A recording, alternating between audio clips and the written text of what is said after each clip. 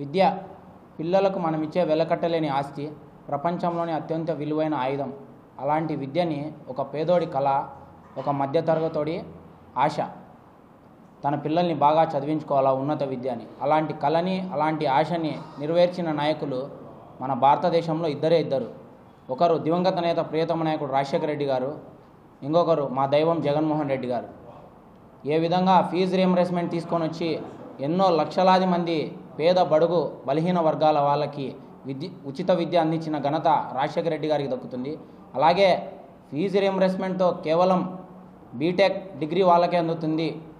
LKG నుంచి inter వరకు కూడా వాళ్ళకు కూడా మనం ఆర్థిక భరోసా ఇవ్వాలనే ఉద్దేశంతో అమ్మఒడి అనే గొప్ప కార్యక్రమం దేశంలో ఎక్కడా లేని విధంగా మొట్టమొదటిసారిగా మన రాష్ట్రంలో మా దైవం జగన్మోహన్ రెడ్డి గారు తీసుకురావడం జరిగింది. దాని ద్వారా జగన్మోహన్ రెడ్డి గారు ముఖ్యమంత్రిగా దిగిపోయినప్పటికీ, కొత్తగా ముఖ్యమంత్రిగా ఎన్నికైన చంద్రబాబు నాయుడు గారు వచ్చినప్పటికీ ఇప్పటికీ ఏడాది పూర్తవుతుంది. ఏడాదిలో దాదాపు ఫీజు రీయింబర్స్మెంట్ నిధులు ప్లస్ వసతి దీవెన నిధులు 6,200 కోట్లు బకాయిలు.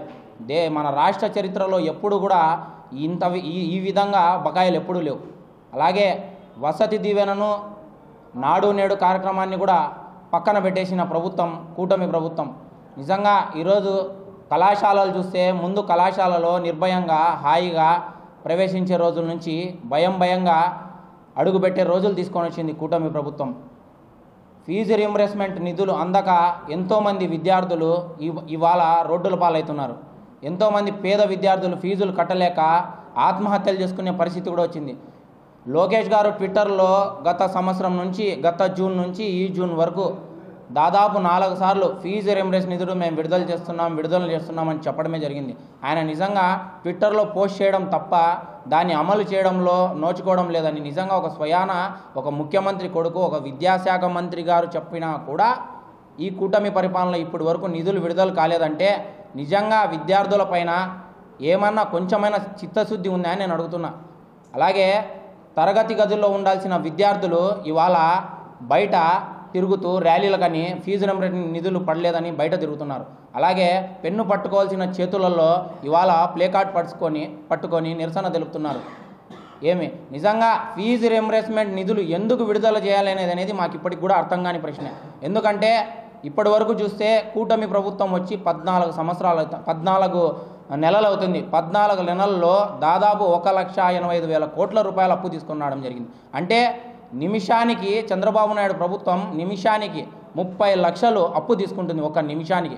అంటే గంటకి 18 కోట్లు, అంటే రోజుకు దాదాపు 430 కోట్లు, అంటే నెలకి దాదాపు 12,000 నుంచి 13,000 కోట్లు. అంటే దాదాపు నీకు 14 నెలలకు గాను 1,85,000 కోట్ల రూపాయల అప్పు తీసుకోవడానికి నీకు డబ్బు ఉన్నప్పుడు కేవలం వసతి దీవెన ఫీజు రీయింబర్స్మెంట్ నిధులు 6,200 కోట్లు విడుదల చేయడానికి నీకు మనస్సాక్షి లేదా అని చంద్రబాబు నాయుడు గారిని అడుగుతున్నా. నిజంగా ఆనాడు 2019లో ముఖ్యమంత్రిగా చంద్రబాబు నాయుడు దిగిపోయినప్పటికీ దాదాపు 20 లక్షల మంది విద్యార్థులకు 1,700 కోట్ల రూపాయలు బకాయిలు పెట్టిపోతే ఇదే మా జగన్మోహన్ రెడ్డి గారు ముఖ్యమంత్రి అయిన వెంటనే ఒక్క నెలలోనే ఆ 20 లక్షల మందికి విద్యార్థులకు 1,700 కోట్ల రూపాయలని నిధులను విడుదల చేయడం జరిగింది. ఆ ప్రభుత్వం బకాయిలు పెడితే మా ప్రభుత్వంలో వాటిని విడుదల చేయడం జరిగింది. అదొక్కటే కాకుండా ఈ 5 సంవత్సరాల్లో వసతి దీవెన ఫీజు రీయింబర్స్మెంట్ నిధుల కింద దాదాపు 18,450 కోట్ల రూపాయలని మా వైఎస్ జగన్మోహన్ రెడ్డి గారు విడుదల చేయడం జరిగింది. నిజంగా ఎంత చిత్తశుద్ధి ఉంటే, ఇంత విద్యార్థులపైన యువతపైన ప్రేమ ఉంటే ఏ ఒక్కరోజు కూడా కరోనా లాంటి మహమ్మారి వచ్చినా కూడా విద్యార్థులకు అండగా నిలబడిన ప్రభుత్వం ఏదైనా ఉందంటే వైఎస్ఆర్ కాంగ్రెస్ పార్టీ ప్రభుత్వమే. ఎందుకు ఇన్ని కోట్ల రూపాయలు అప్పు చేస్తున్నా కూడా చంద్రబాబు నాయుడు గారు ఫీజు రీయింబర్స్మెంట్ నిధులు విడుదల చేయడం లేదు అంటే దాని అర్థం ఒకటే, ఆయనకి ప్రభుత్వకు సంబంధించిన పాఠశాలలు కానీ ప్రభుత్వ కళాశాలలు కానీ నీరు గార్చాలా, ఏ విధంగా అయితే కార్పొరేట్కి దాసోహం కావాలా. ఇప్పటి నుంచే కాదు, ఎప్పటి నుంచో చంద్రబాబు నాయుడు గారు ఒకటే చెప్తాడు, విద్య అనేది ప్రభుత్వ బాధ్యత కాదు అని. విద్య అనేది ప్రభుత్వ బాధ్యతే. ఎందుకంటే విద్యను అందించాల్సింది ప్రభుత్వమే. కోరి మిమ్మల్ని ప్రభుత్వాన్ని కోరుకున్నప్పుడు ప్రజలు మీరు విద్యను అందించాలా. అలాంటి మీరు ఉచిత విద్యను అందించకుండా తుంగలోకి తొక్కడం ఏమాత్రం సబబు ఇది?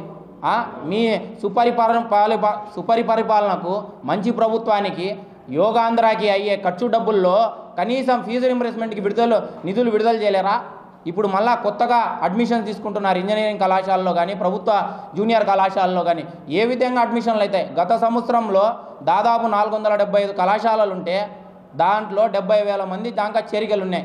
ఇప్పుడు ఈ ప్రభుత్వానికి వచ్చే తలకే ఈ ఒక్క సంవత్సర కాలంలో మీరు ఫీజు రింబర్స్మెంట్ నిధులు, అమ్మఒడి పథకానికి సంబంధించిన నిధులు వదలక 70,000 మంది ఉన్న విద్యార్థుల సంఖ్య ఇప్పుడు దాదాపు 40,000కు తగ్గింది. అంటే 35,000 మంది విద్యార్థులు చదువును వద్దనుకుంటున్నారు. అలాగనే అమ్మఒడికి సంబంధించిన విద్యార్థులు చూస్తే గత సంవత్సరంలో ఇప్పటికీ చూసుకుంటే ప్రభుత్వ పాఠశాలలో చదువుకునే విద్యార్థుల సంఖ్య కూడా దాదాపు 3 నుంచి 4 లక్షల విద్యార్థుల సంఖ్య తగ్గిపోయింది. ఆల్రెడీ మన భారతదేశంలో మన ఆంధ్రప్రదేశ్ రాష్ట్రము అక్షరాస్యతకు సంబంధించింది చాలా తక్కువలో ఉంది. ఈ విధంగా మీరు ప్రవర్తించే తీరు చూస్తే ఇంకా అక్షరాస్యత అనేది పూర్తిగా తుంగలోకి తొక్కడమే అని అర్థమవుతుంది. ఒకటే అడుగుతున్న చంద్రబాబు నాయుడు గారు, మీ 14 ఏళ్ళ ముఖ్యమంత్రిగా మీరు ఉండి ఏ ఒక్కరోజు కూడా ఏ ఒక్క విద్యార్థికి కానీ ఏ ఒక్క యువతకు కానీ మీరు న్యాయం చేయలేదు.